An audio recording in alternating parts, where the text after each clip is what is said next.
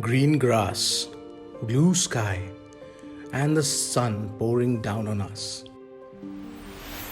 But here I am, waiting to get out onto the track. For what, you ask? Well, this is the key to all the answers.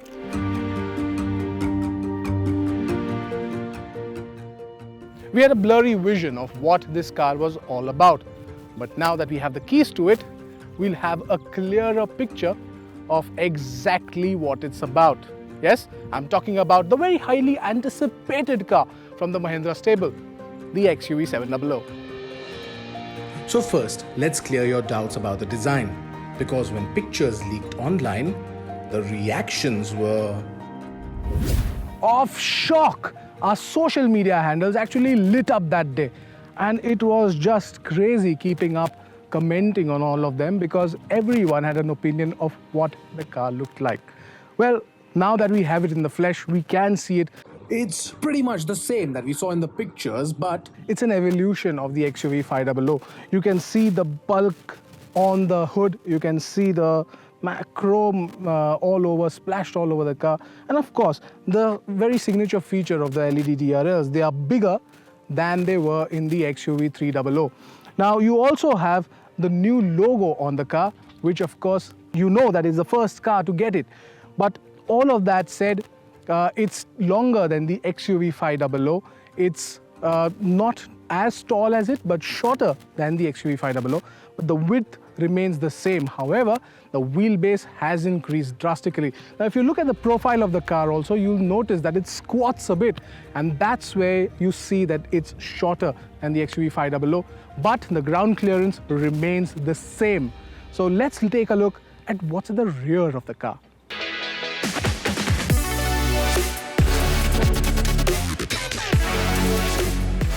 But before we go there, the alloy wheels need a mention here, because these are 18 inches, but the lower variants will get 17-inch wheels. And that just enhances the stance of the SUV. Now, while the front is all about muscle, the rear actually reminds you of a certain Bavarian car manufacturer, don't you think? You know, apart from this part.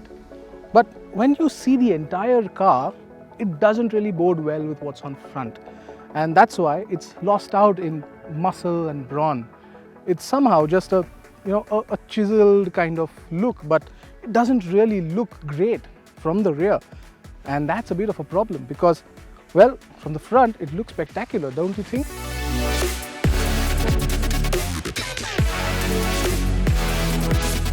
So yes, we are a little put off by the design and we wished it had more flair. But it's got all that and more on the inside.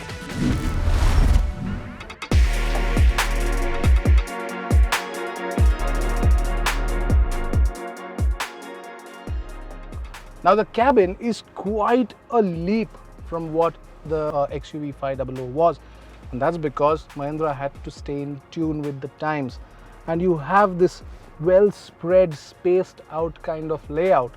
You have good quality soft touch on the dashboard, you have good quality plastic here, and of course the seats, you get good lumbar support, good thigh support as well. And then you have these two massive screens, 10-inch each. One is a touchscreen infotainment system and the other the digital instrument cluster. You also get a lot of features like wireless charging. You have Apple CarPlay, Android Auto and navigation as well, and you have a smart air filter too. And then you get a massive panoramic sunroof. Yes, Mahindra claims is the biggest in the segment. So all of that makes it a very tech heavy car. And yes, the XUV700 is a connected car too. It has an integrated SIM in it. The graphics on the two screens look stunning, and yes, it's a connected car as well with an eSIM. But none of the features work right now. But the brain behind all the new tech is called Adrenox. And the fact that it gets a mention as a badge on the car, we can't wait to see how it performs. But now to the second row. So we already told you that the wheelbase of the car is more than the XUV500, and you can see the amount of space I have at the rear too. I have decent amount of knee room, good headroom, and yes, because it's the same width as the XUV500, good shoulder room as well, so it carries that forward. What I would have loved to have here is more features, because I only get a seat type charger here and rear AC vents. But a good feature for those sitting at the rear is something to move the front seat forward to make room for more space, and that's exactly what you have in the XUV700. So there you go. You can just put the seat forward, get some more leg room for yourself, and yeah, sit back, relax, and enjoy the long journey.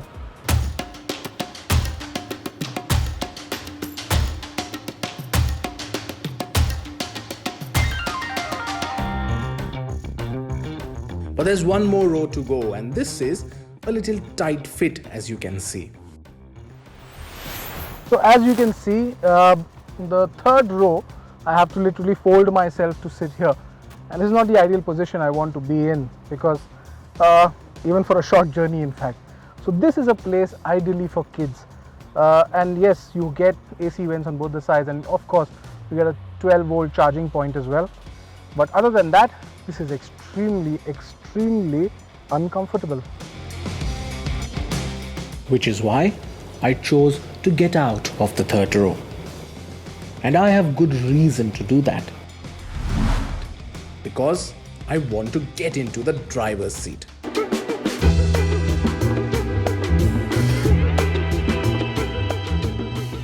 Well, we got limited time with the car, but we got to drive the most powerful one in the lineup, the Turbo Petrol.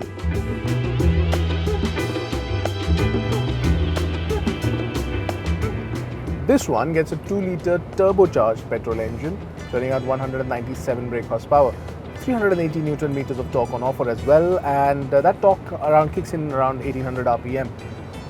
That is why there is an initial lag, especially in this 6-speed automatic, because you need that initial acceleration, that initial push that you get if you're sitting at a traffic signal or something, or getting a stand start.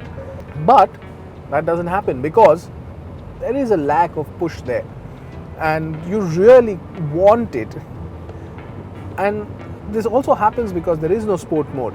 There are no modes in the car. There is no flappy paddle gearbox. So that correction does not happen, and that initial lag really hurts. But once it's in its rev band of, say, between 2000 and 3000 RPM, that's when it's happy, and that's where you have to keep it. But it's a pretty noisy engine too. When I put my foot down, there you go, it is pretty noisy too. But overall experience as such, because we are in a controlled environment and driving it, it is pretty good. It is, and it is powerful.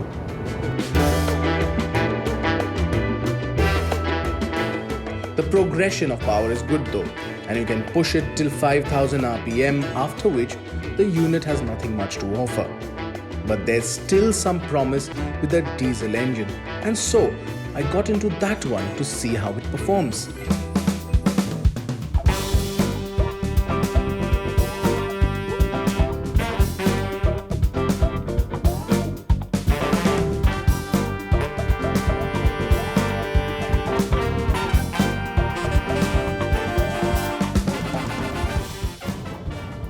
When I was driving the petrol automatic, I told you there were no driving modes, and that's why sometimes the initial acceleration suffers.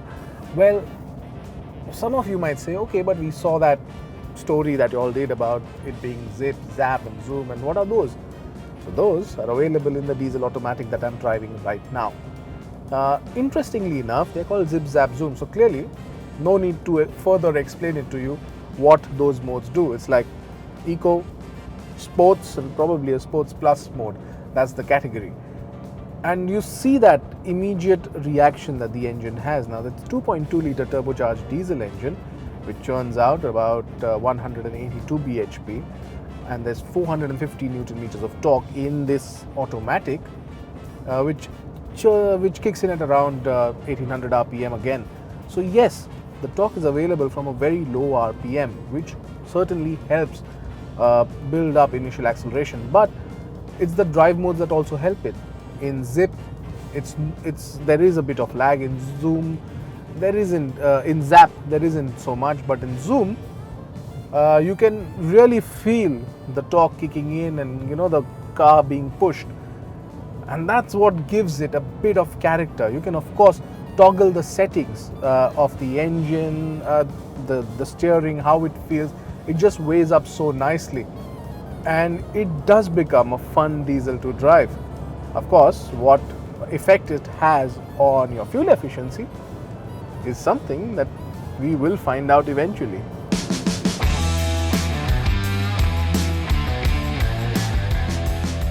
Well, I drove the two automatics, but Shams got a chance to drive the diesel manual. So what did he think of it?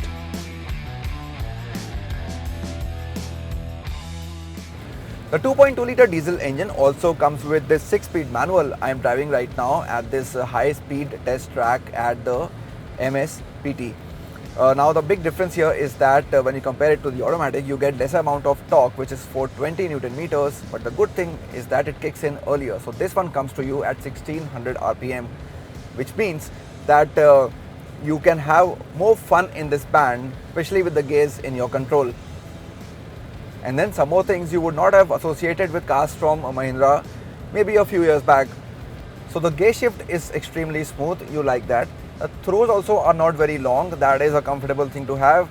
And the clutch also is remarkably light. All these things come together to give you a hassle-free drive experience when you're driving this manual diesel version of the XUV700. We know the track is not the right place to judge how it drives on the road, but at least we can estimate it thanks to the few laps we got around the track.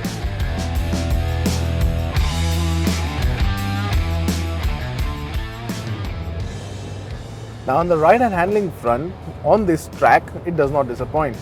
The front and rear independent suspension actually make it better. There is not just a hint of body roll, but otherwise, it's really nice to drive. We will really want to drive this in an environment where there are potholes, and we'll soon make that happen. But out here in the control environment that we are driving, and for a short period of time, this really does not disappoint. And yes, it actually makes that evolutionary leap from what the XUV500 was all about. And yes, the 700 continues that legacy.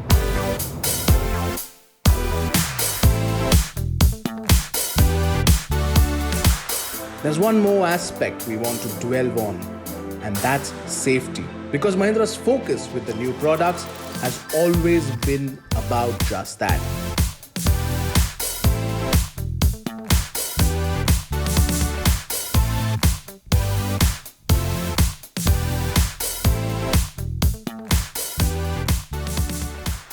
Now one thing Mahindra is taking a lot of pride in on the XUV700 are the long list of advanced driver assistance systems.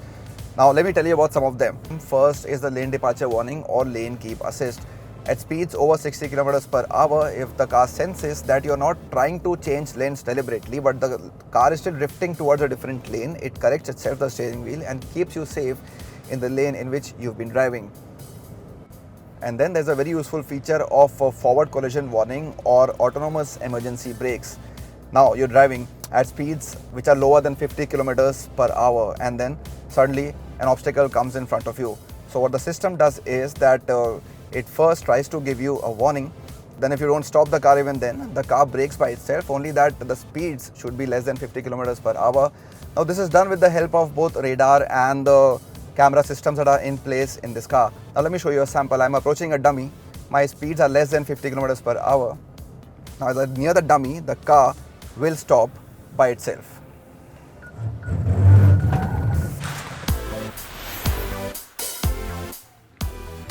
The XUV700 marks Mahindra's entry into the connected car world, and it brings a host of changes when it comes to vehicle development.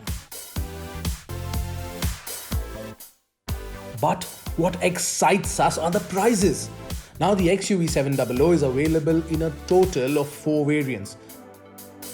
However, prices for all the variants have not been announced. The base MX Petrol costs 11,99,000 rupees, while the base variant diesel is priced at 12,49,000 rupees. Then you have the AX trim, and only prices of the petrol trims have been announced. The AX3 is priced at 13,99,000 rupees, while the AX5 costs 14,99,000 rupees. The prices of the other 4 variants will be announced at a later date.